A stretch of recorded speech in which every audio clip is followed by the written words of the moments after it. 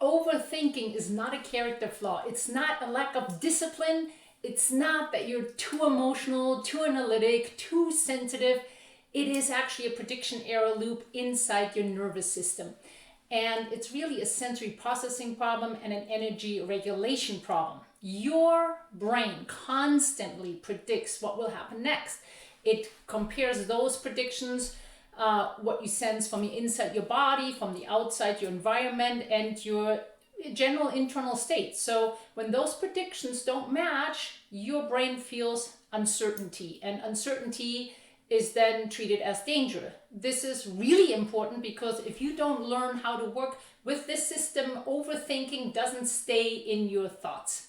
It actually spreads into your physiology, your body. So your nervous system stays elevated, so you're more in a stress response. Your muscles get tight, your visual system, so your eyes, your vision narrows, your breathing shifts, and your recovery is going to be much slower, and inflammation might show up, and you burn through a lot more energy reserves than you really want to. And long term, that affects everything. Your performance, your focus, emotional balance, actually your mobility too. So if you're constantly stiff, that might be the reason. And generally your health span, and of course, overall your longevity. And a lot of people don't realize that this chronic overthinking accelerates aging by keeping your system in this low level threat state. But there's good news. Once you understand what's actually happening in the brain, you can change the pattern. You can calm your system down in real time. You can shift your internal state without forcing your thoughts.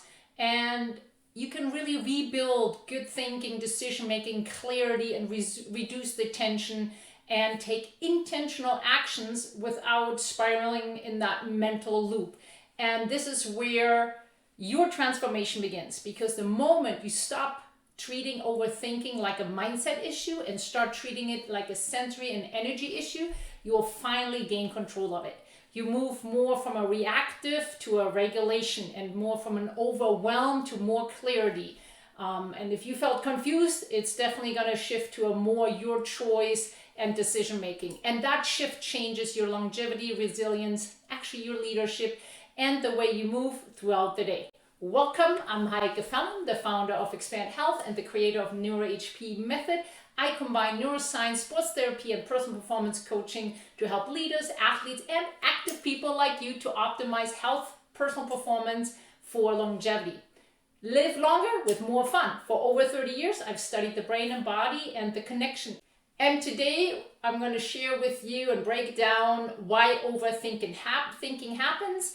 And we're going to look at that through the lens of functional neuroscience, and you'll learn how your sensory system, your autonomic nervous system, your visual system, your inner ear, so that's your vestibular system, and your interoceptive signals are contributing to the experience of that mental overwhelm. And then I'm going to walk you through a simple but powerful 5-step framework I teach inside the NeuroHP method, and that's called Stop, State, Shift, Sense, Select.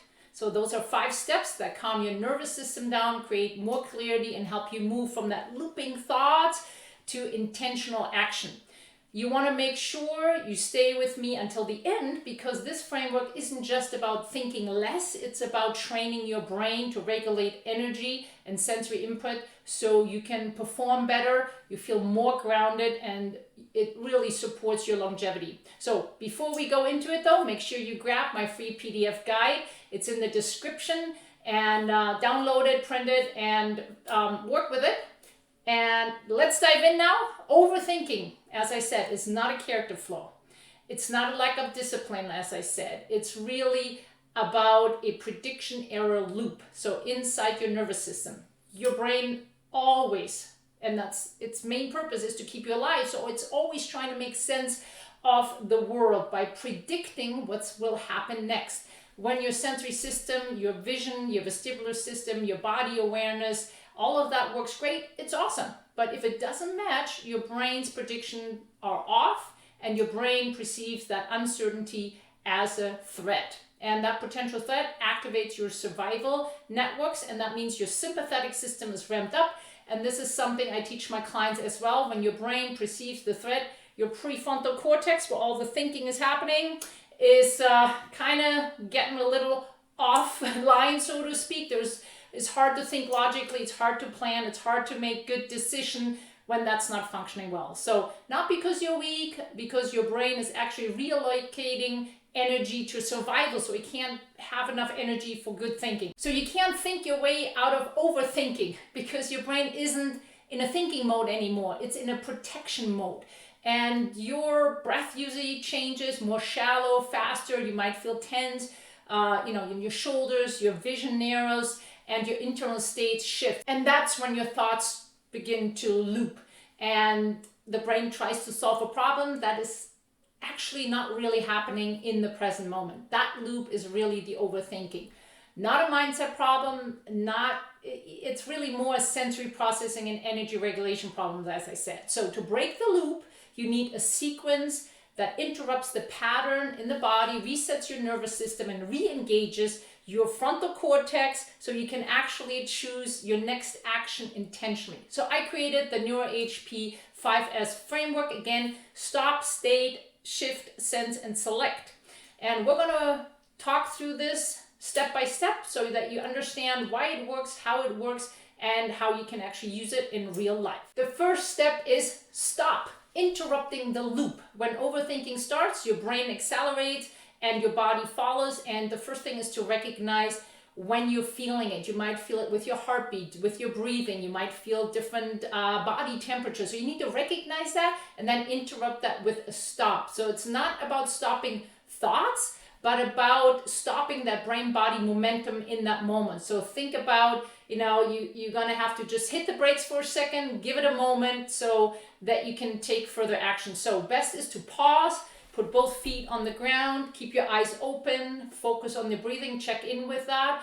And usually when you start doing that already, you're already shifting a little bit, but if you need to say out stop or wait a minute, for yourself out loud or in your thoughts, but stop the moment when you recognize you're spinning and you're overthinking.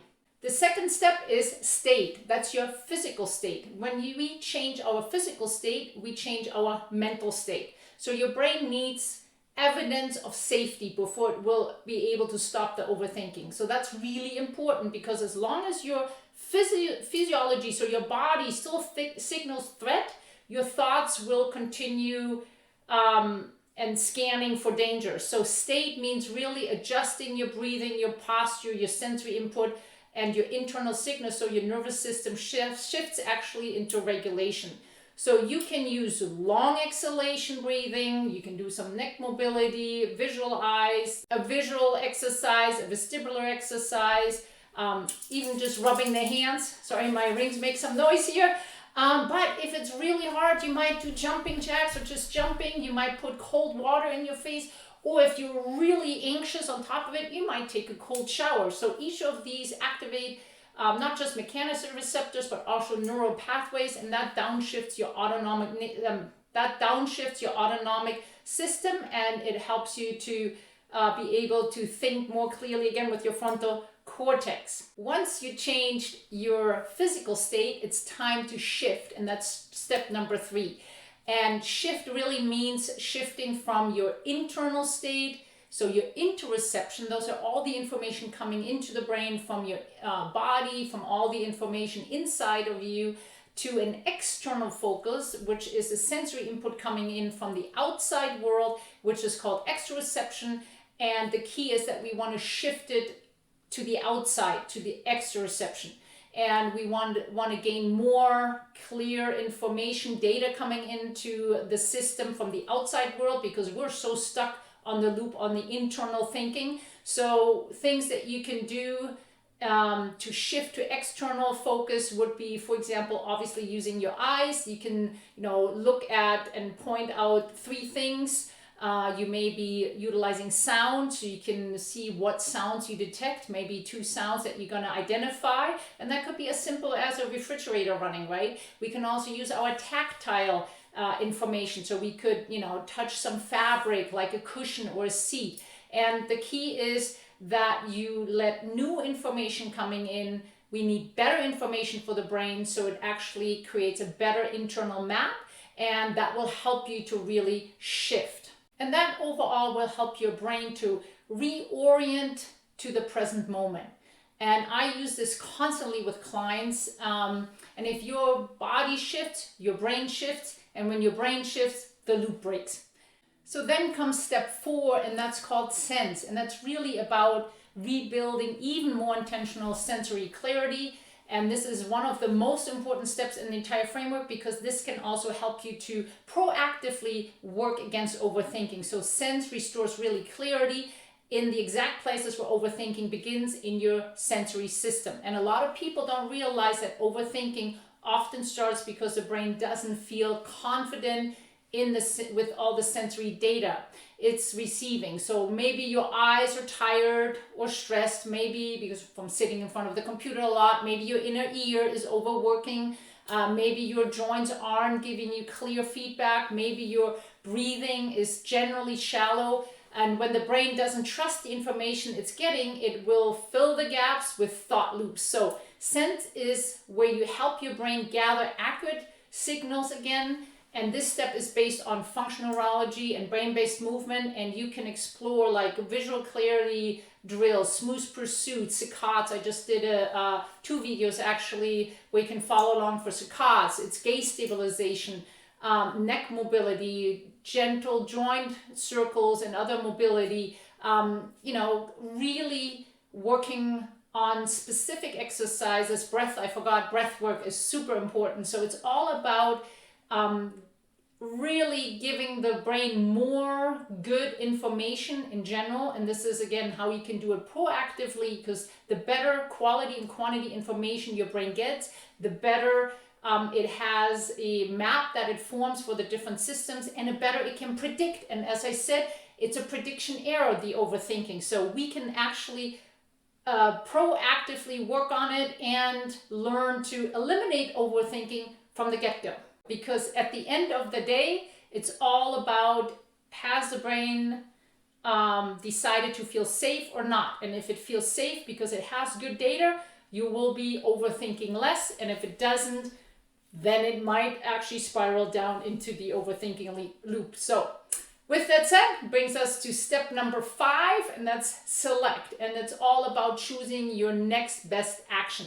Once you've stopped the loop, you reset your state, you shifted, and you rebuild sensory clarity, now you can select whatever the best step is for you to move forward. And this is where intentional action really begins.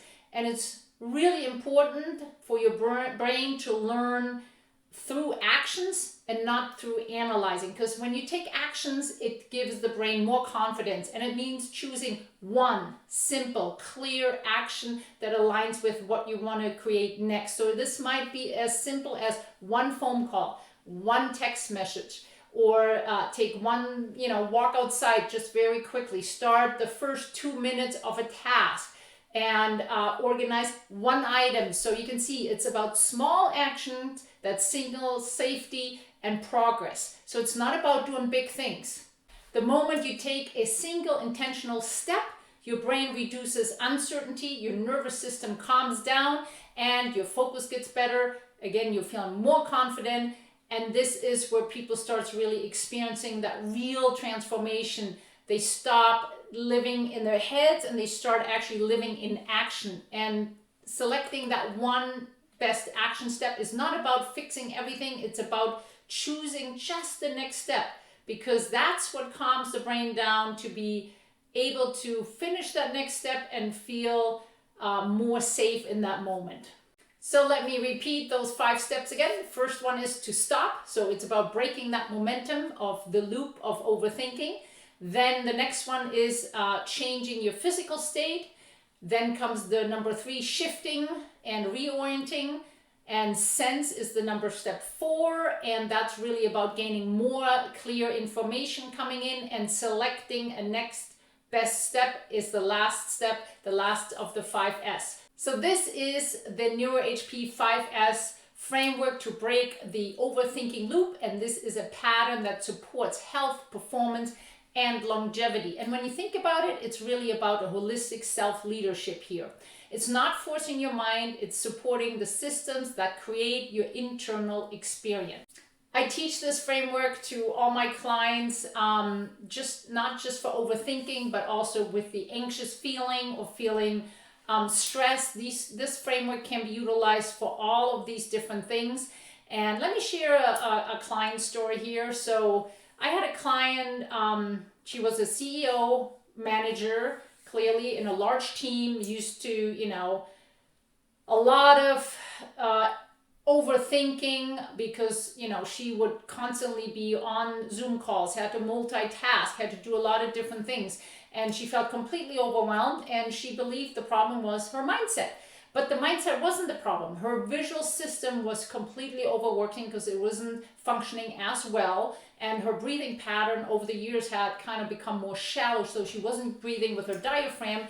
And she really, just got too tired from back-to-back meetings. So every afternoon in the, around the 3 o'clock, her system just went into survival mode. And so she practiced the 5S framework: stop, state, shift, sense, and select, and started stopping first. So she paused, took just 5 seconds, took a breath, and then she got up most of the times, just kind of stood up with both feet, did a little bouncing or did some other kind of movement to shift her state a little bit, or just walked out of the room. And then she shifted by focusing on something external. And once she felt like she was a little more grounded, then she did a quick 10-second visual reset and a little bit neck mobility. And then she chose her next simple task to move forward.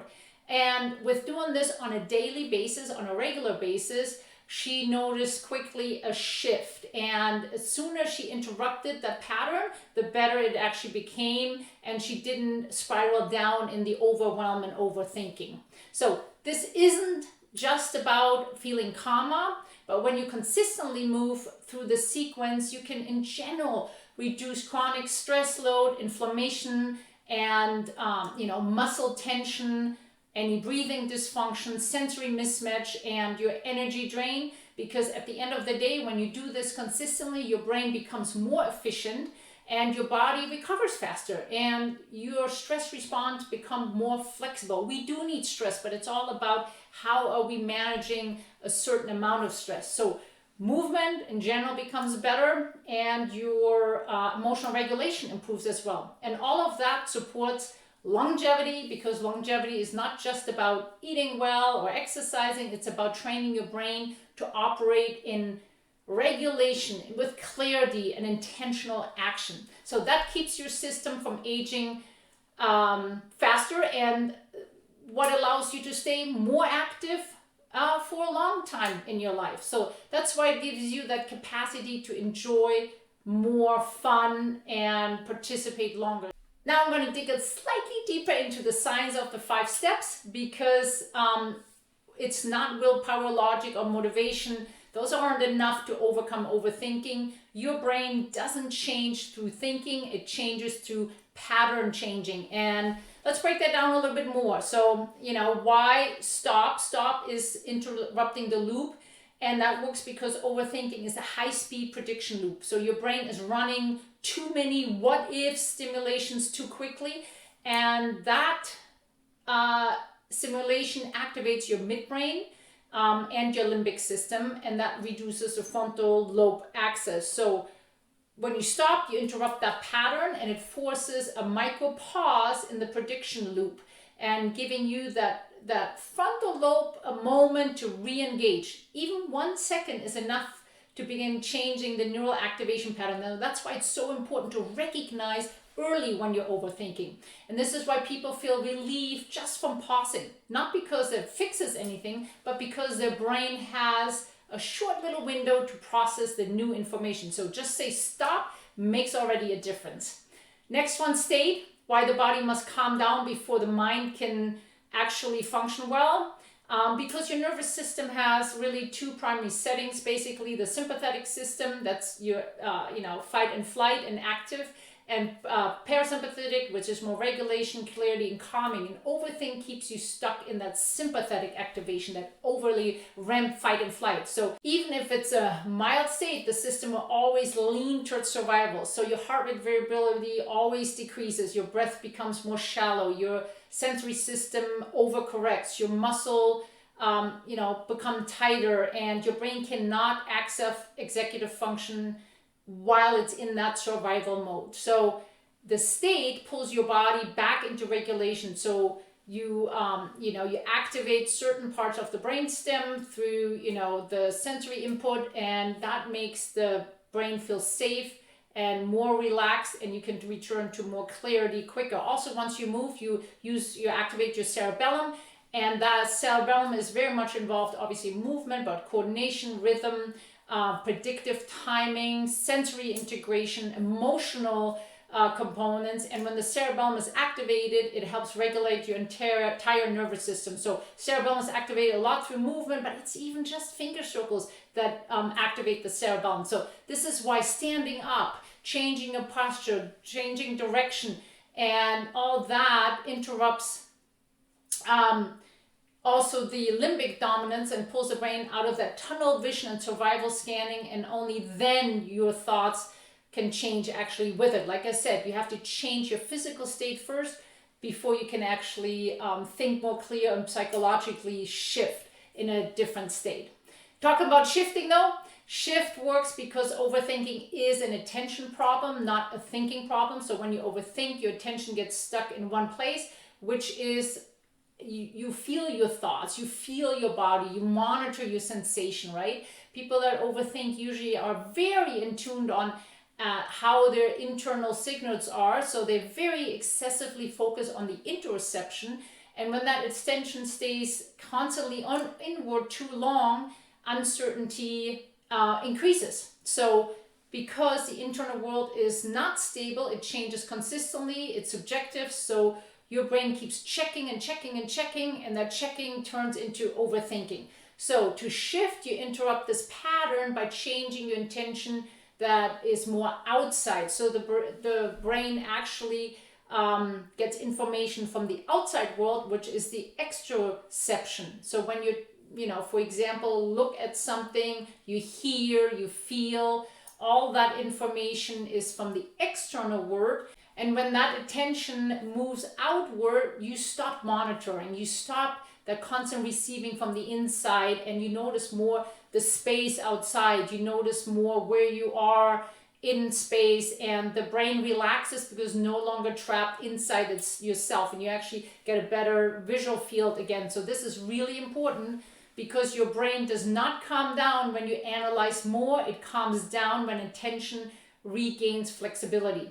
So you did not fix a thought, you shifted attention, and attention is what drives your internal experience. And then sense works because overthinking is almost always sensory mismatch problem. Your brain relies on the input from the vision, your inner ear, the vestibular system, the body awareness, the breathing, the internal signals, environmental cues. When one of these systems is unclear, fatigued, or overwhelmed, your brain loses the confidence in what it perceives, and when your brain loses the confidence, it compensates with thought loops, and it's trying to regain control. So sense rebuilds the clarity of the sensory map, as I mentioned, and gives your brain new, accurate data through just tiny, precise movements and awareness drills, and your brain receives better quality and quantity signals. So both of them are important. So this is why one quick visual exercise, one quick breathing practice can really stop the overthinking pretty quickly. And finally, selecting the next best step works because your brain needs direction. When you give it one clear action, not just 5 actions, not the whole to-do list, just one simple step, your brain can actually relax, and it reduces the uncertainty because you know the one thing that you need to do, and it can predict better because it's not trying to focus on multiple different things, it's focusing on one thing. So it's easier to predict when you keep it small for one thing. So this is why taking just that simple single step forward calms the system so quickly.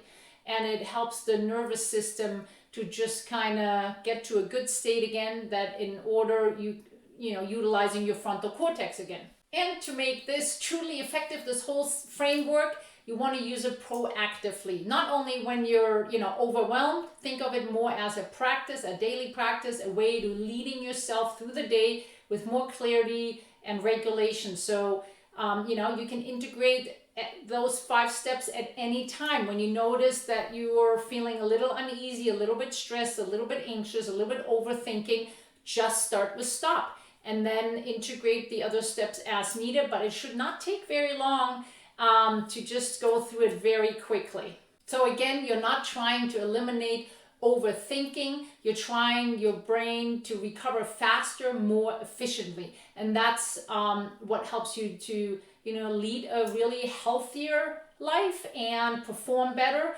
and obviously again for longevity.